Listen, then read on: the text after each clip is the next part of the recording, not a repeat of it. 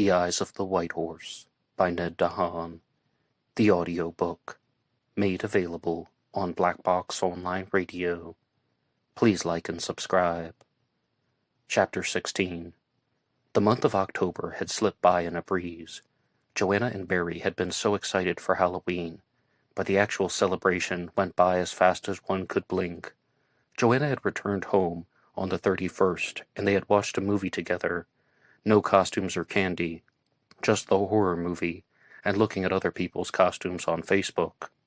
November was now upon them, and Joanna and Barry were far from Jonestown. They were back in Williamsport, Maryland, for White Horse Con.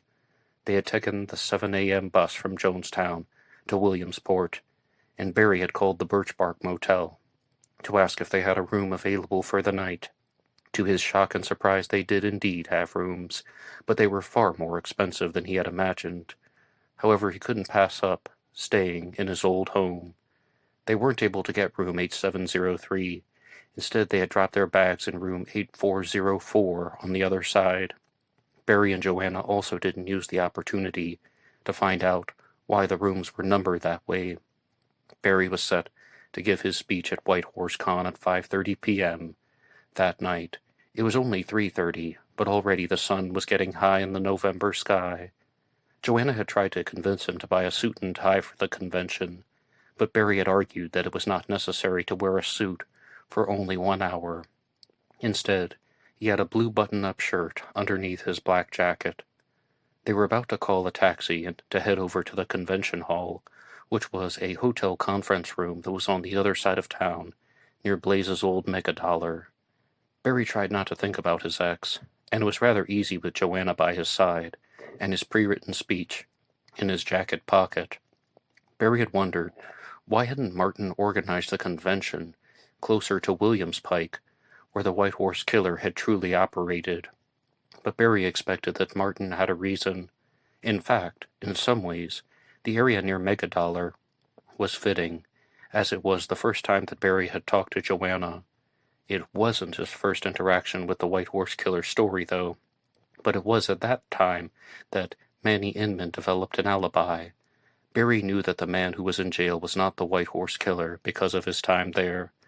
They were about to call a taxi to take them to the convention, but Barry noticed the same old picnic table that was in the center of the yard at the Birch Bark Motel.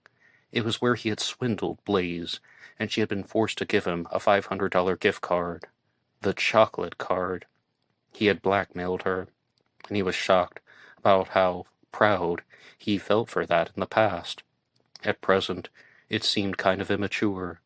Perhaps it was because he had a better job at the Jonestown Motel, and he simply thought that he wouldn't have to dupe his ex-girlfriend into giving him a stolen $500 gift card.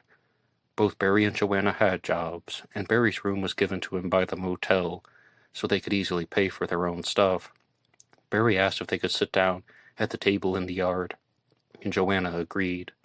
One thing Barry liked about Joanna was that she could realize when something was important to him, and she would go along with it, even if it was just an old picnic table. The air was cold, and Barry almost thought that his light jacket was not enough for the November afternoon. Joanna was wearing a dark blue dress, but it was under her overcoat. Her hair was tied back so it wouldn't blow too roughly in the autumn wind. "I can't believe it," said Barry. "I spent years here. I spent years in that little room, 8703. All those nights, or evenings, I guess, working as a watchman. It all seems like a blur or a dream, but yeah, it was real. The simplest, most mundane way to live." "Then I guess I rocked your boat," Joanna muttered. "Too hard, it seems." "You were the best part," Barry consoled her. "We had our first kiss in that room." "I remember," said Joanna. "I guess I was a little different back then. I mean, yeah, even when I think about those days, I think that I had spent so long with Manny and Golly and Trista that my personality was, well, I was more aggressive." "You were elusive," Barry teased. "The last time you were here, you jumped out of my window, and I didn't see you again for 5 years." "I remember that too," Joanna went along. By the way, I got us an Uber to the convention. It'll be here in 15 minutes. That's fine, said Barry. Joanna, what do you think about us? The way we live, the way I live, always in a motel room. It's been that way for over 7 years now. I mean, I think more about the apartment every day. But what? She asked. You say that stuff sometimes, but you always say you're just thinking about it. I like the motel room, he admitted. I know it's not perfect, and we don't have a lot of space, but it's hard to say. It is our first home together, Joanna acknowledged. I miss this room here a lot. Like when I was on the road. I know I told you before, but I thought about you a lot, Barry, when I was gone. I mean, I know what ordinary life is like, and it isn't so bad. Maybe in a year, I can be an assistant manager at Cheetah Mart, and your job gives us a free room. I'm not in a rush to change things. Barry edged closer to Joanna, and he kissed her on the lips. We'll talk about a new apartment later, he told her. I mean, maybe not this year. It's November, she reminded him. This year has like 7 weeks left. I know, said Barry. I just mean, I'm not in a rush either. But Barry, Joanna continued, what will happen if people listen to you? What do you mean? He asked. You said the whole reason you were going to give this speech was because you wanted people to know about the real White Horse Killer, she pointed out. That's right, Barry agreed. Well, what will happen to Manny if people learn that he has been wrongfully convicted? So what? Barry tensed. Why would you ask that? Like, what are you thinking? Hey, take it easy, she snapped. Are you being jealous or something? Maybe I am, he admitted. Well, stop it, she insisted. Look, I just meant that he will get out of prison, right? What about it? Barry kept going. Do you think that he'll come looking for us? She asked. I don't know, said Barry. I hope not. I don't ever want to see that man again. I mean, I shouldn't even call him a man. He is a shell of a human. Barry, you have to believe me, Joanna elaborated. I am done with him. I don't want to see him again either.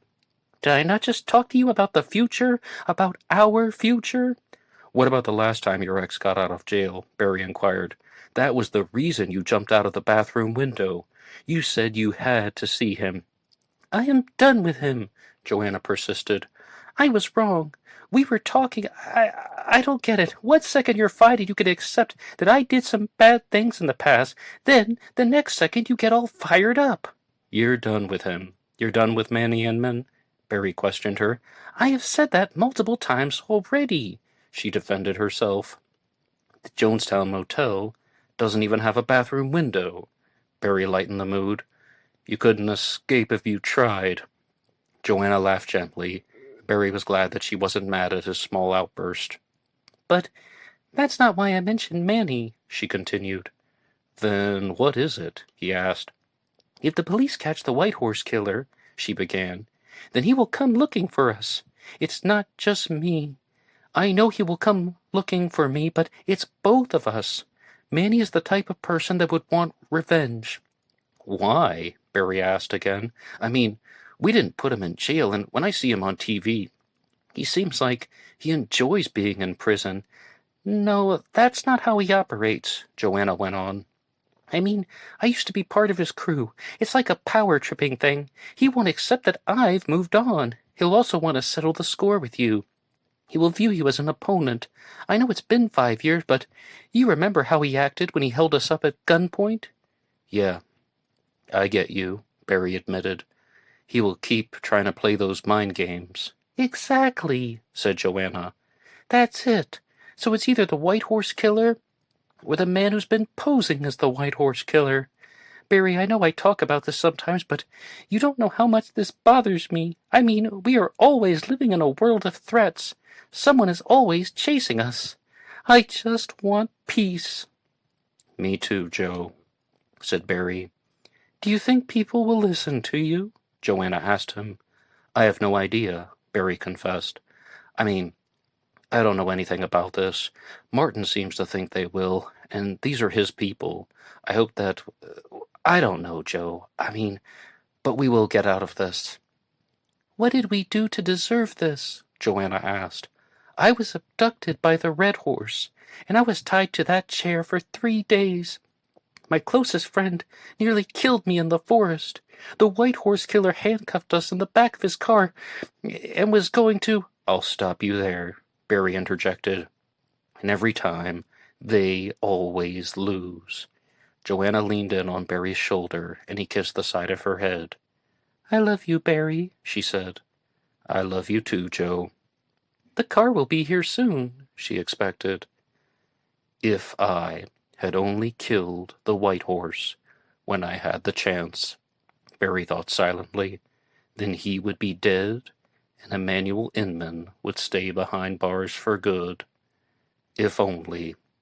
If only. Chapter 17. Barry and Joanna had ridden to the convention in a black Ford Expedition. They exited, and they were standing in front of a Holiday Inn Express that had a red and black poster board near the front entrance that was lined with arrows directing them on where to go. They checked in at the counter, and Barry and Joanna were given 2 backstage passes with lanyards, which they were supposed to wear around their neck. In the hotel lobby there were about 100 people moving constantly. Barry and Joanna could only take comfort in the fact that no one seemed to recognize them. Barry wasn't worried about himself. He might have been mentioned in a few news articles, but he had never expected anyone to remember him. He was more concerned about Joanna. Barry and Joanna followed a security guard who recognized their backstage passes, and they were directed to enter a ballroom-style conference room that had a black wall and a raised stage. The gallery was filled with black chairs with metallic legs for the audience. Barry couldn't count them all, but he estimated there were about 200 seats for the audience. Behind the black wall was a set of matching black seats for the presenters to wait. Barry and Joanna were apparently the first ones to enter the backstage area. Martin Gill quickly walked by. However, this time he had surprised them with his new hair color. He had streaks of orange running all over, which they only could guess was left over from Halloween. Martin was also wearing a matching orange tie on top of a white shirt and a black blazer. "Barry, Joanna," he greeted them. "Well, hello, Martin," said Barry. "Great to see you two again," Martin continued. He shook Barry's hand. "Thank you for inviting us." "You're welcome," said Martin.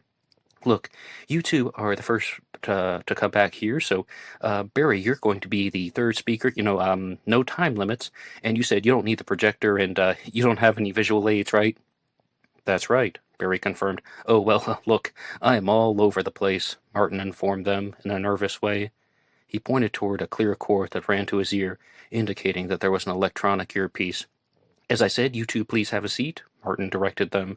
"The other presenters will fill in, and I have to attend some other things. I'm going to be running around all day. But you two just, have a seat." Martin made a quick exit. Then Barry and Joanna sat down on the plastic chairs. "He seems so stressed," said Joanna. "Yeah," Barry agreed. "But he's an entrepreneur. I mean, I wasn't doing anything like this when I was 18. What do you think about being an entrepreneur for murder stories?" "I try to see the good in Martin," Barry went on. "Yeah, the whole White Horse Con seems weird to me. It's so commercial. But we know why we're here, right?" "To tell the truth," Joanna stated.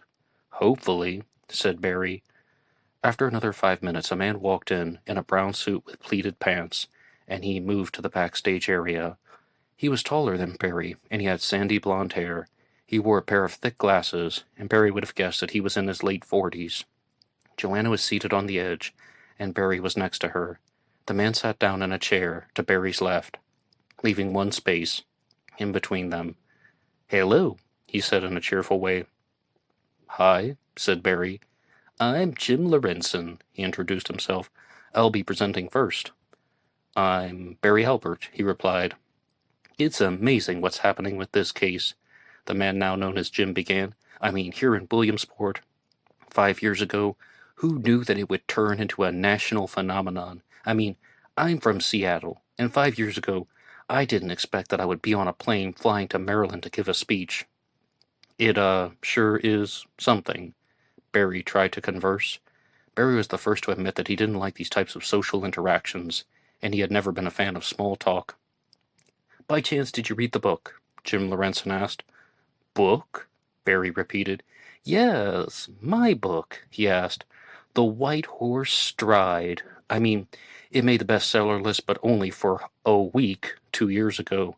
It's still my opening line at cocktail party, so I helped Martin Gill arrange a lot of the case file for TrueCrimeGovernment.com. "Oh," Barry murmured. "Believe it or not, I don't read much about the White Horse Killer." "Well, what brings you backstage, then?" Jim Lorenzen kept asking. Joanna had been focused on him the entire time, and now Jim Lorenzen finally looked at her. He smiled, and a puff of air emitted from the side of his mouth. "Excuse me," he started. Are you Joanna Skite?" Joanna laughed gently. Barry knew that someone would recognize her. "Oh, yes, I am," she certified. "You're Joanna Skite," he said, again more clearly. "You're one of the Inman girls." Barry shot a nasty look at Jim Lorenzen. "I don't use that term," she clarified. "But yes, I'm Joanna." "I have read so much about you," said Jim. "I had no idea that you were presenting at White Horse Con. Martin said nothing about it. I mean, you knew Emmanuel Inman so personally. I'm glad you're here." "I'm actually not presenting," Joanna informed him. "He is. I'm with him." She motioned her hand toward Barry. "You?" Jim sounded perplexed. "But you just said you don't follow the case." "I was a witness," Barry revealed. "A witness?" Jim questioned. "You said your name was Albert." "Barry Albert," he restated. "I was a witness to the murder of Rick Carter." Jim Lorenzen's face started to glow more brightly. "You?" he asked. You must have been the name that was redacted from that report. The one who saw Rick Carter get shot, the final victim of the White Horse Killer? You saw him? I mean, you saw the White Horse Killer in the black costume? No one has been able to find you. I mean, well, I suppose Martin Gill did. He's always good at networking. Rumor has it that he had access to some of the reports that were not redacted, but you've seen the real White Horse Killer. Oh, this is going to be a big convention. Joanna Skite and the Lost Witness. Barry did not like the feeling at all. Why had he agreed to come? This man was overwhelmed with emotion, for the story of the White Horse Killer and the facts of the case had not made their way around the country. Rick Carter was not a victim of the White Horse Killer at all. He had been murdered by the Satanic Network. It's going to be a long day, Barry thought. Chapter 18. The convention began, and techno music even played on the speakers. Barry and Joanna exchanged an awkward glance over Martin's bizarre musical choice. Martin Gill gave a 7-minute introduction and thanked everyone for coming. Next, Jim Lorenzen gave a PowerPoint presentation discussing his book, White Horse Stride. Barry and Joanna were not impressed, for Lorenzen adopted the popular narrative that Emmanuel Inman was the White Horse Killer. He provided lots of profiling reasons to indicate that Inman had operated, just not as a single killer. Barry found those parts and observations to be credible. The second presenter was a woman who had arrived almost late. Her name was Kaylee Dungy. She was not promoting a book or any type of for-profit material.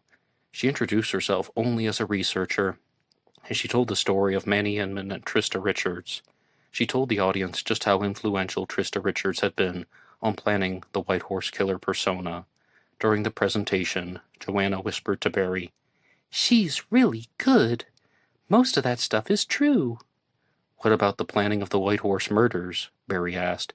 "Not that," Joanna whispered again, "but about what she's saying about Manny and Trista, what they did together. Most of that stuff is true. I don't know how she learned it all." Kaylee Dungy received a thunderous applause from the crowd, and Barry could tell the difference between their reaction to Jim Lorenzen and to Kaylee Dungy. Barry kept looking at Lorenzen out of the corner of his eye, and he could see that he was not pleased. Green with envy, actually. Next, Martin Gill came back to the microphone to introduce the next speaker, Barry Albert. There was almost no clapping as Barry walked toward the microphone and the podium. Unlike Kaylee Dungy and Jim Lorenzen, He did not have a PPT or any visual aids. He only had the pre-written speech in his pocket. "Hello, all," he said with all the nervousness in the world. "Thank you for coming today. I would like to thank Martin Gill for the invitation. My name is Bernard Albert. I go by Barry. I'm not a researcher or an online follower of the White Horse Killer story. Instead, I was a witness to the final murder that has been formally attributed to the White Horse Killer, the murder of Rick Carter. I had one conversation with Rick Carter. As Barry began his speech, he could see the facial expressions of people in the crowd beginning to change, and people were starting to listen more carefully. I sat with Rick Carter in a restaurant. We spoke to each other. He saw me sitting by myself, and he asked if he could join me. 10 minutes later, Rick Carter was murdered. He was shot and killed by a person in a black costume. There were no discernible features that anyone could make out. Then the killer dropped a piece of paper on the driver's seat of Rick Carter's rental car, which contained the specifically crafted letter W. Barry paused. He looked back at Joanna, and she gave him a flat smile. Not one of joy, but of encouragement. He knew what she meant in that exact motion. She wanted him to tell the truth. "I'm sorry, I can't read this stuff. Not like this. If you want to know the truth about the White Horse Killer, you need to know that it was not Emanuel Inman. The person who is in jail right now for the White Horse murders could not have done it. I am one of the witnesses that was with Emanuel Inman at the time of the murders. The other witness is named Joanna Skite, and she is also here today. We both know that Emanuel Inman was not the White Horse Killer. We also have no reason to believe that the murder of Rick Carter was committed by the same person who committed those murders here in Williamsport 5 years ago.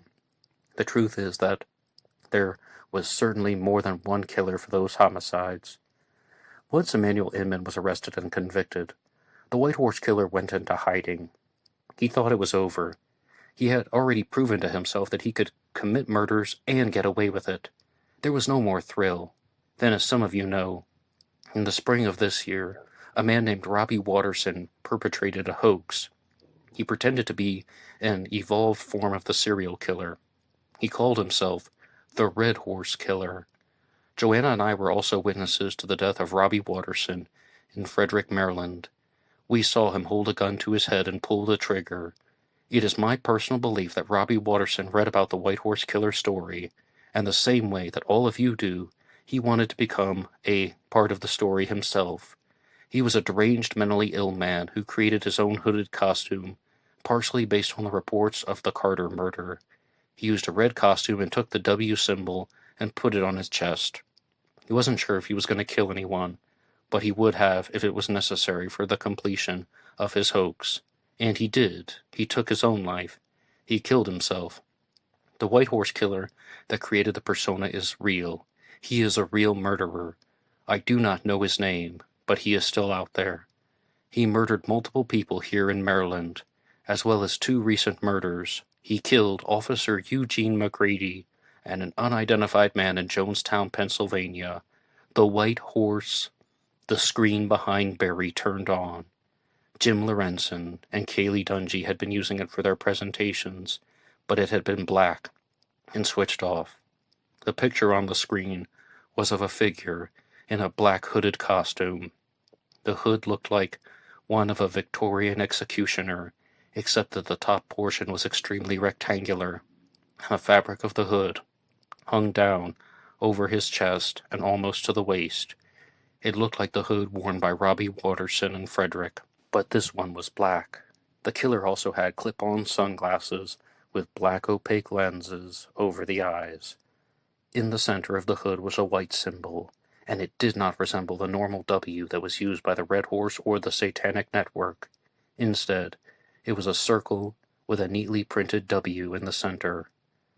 "If you want to fight me, Barry Albert," the voice spoke through an electronic modifier, "you fight me fair. If you want to fight me, you fight me fair. All of you fools need to listen. This man speaks the truth. I am back.